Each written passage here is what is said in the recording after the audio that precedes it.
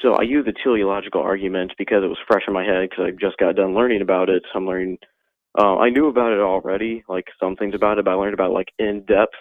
And so I was talking about the probability thing and how there's such a low chance of the universe coming into Hmm. existence by chance in a blind process with there being Right. no intelligence behind it.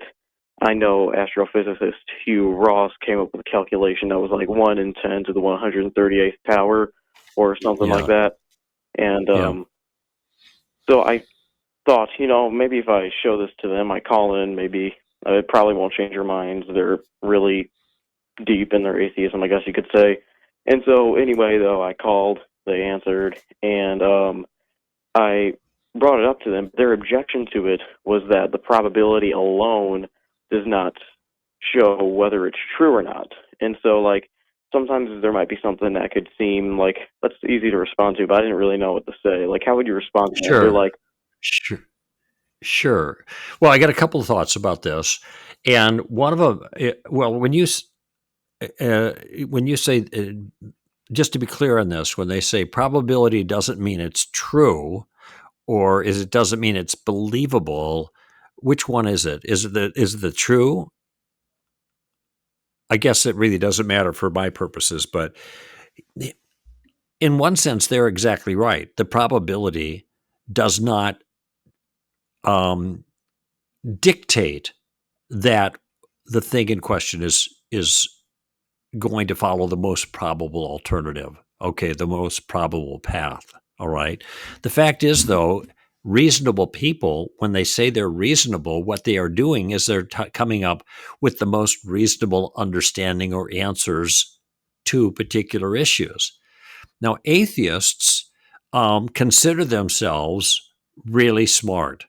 In fact, the late so-called new atheist Daniel Dennett coined the term brights for atheists. We're the bright ones. The non-atheists are the dense ones. They're the dim-witted ones. Is basically the implication. We're the bright ones.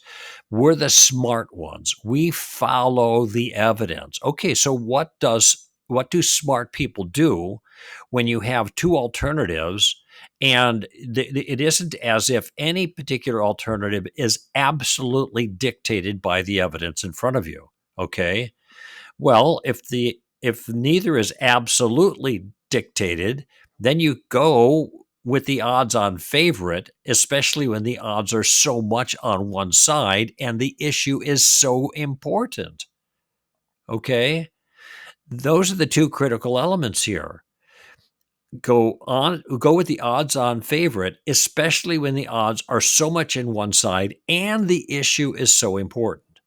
What I find ironic about this, Caleb, is that these are atheists that are the ones who take pride in being the brights, the smart ones, the rational ones, the free thinkers, the reasonable folk.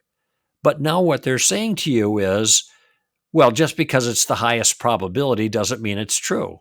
Well, I guess they got a point there. But if there's no riding the fence here. You're either affirming God or denying God. And when this teleological evidence that you just referred to, the fine tuning of the universe, you also made reference to the origin of the universe. That's a different kind of argument. But in either case, my question is this: what is the odds on favorite? That's what smart people follow. You might ask them that. What is the odds on favorite? Now we know what the odds on favorite is, for goodness sake.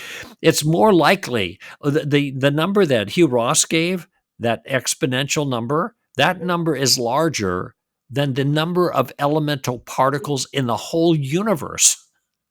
I mean, the number of neutrons and protons and electrons.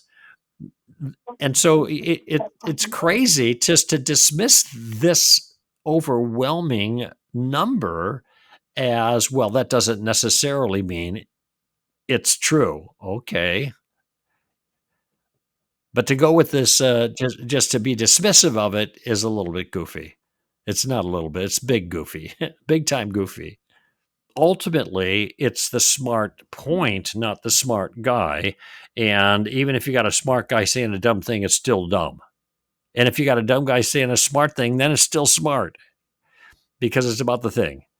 And I I don't know what people are going to believe what they want to believe in many cases.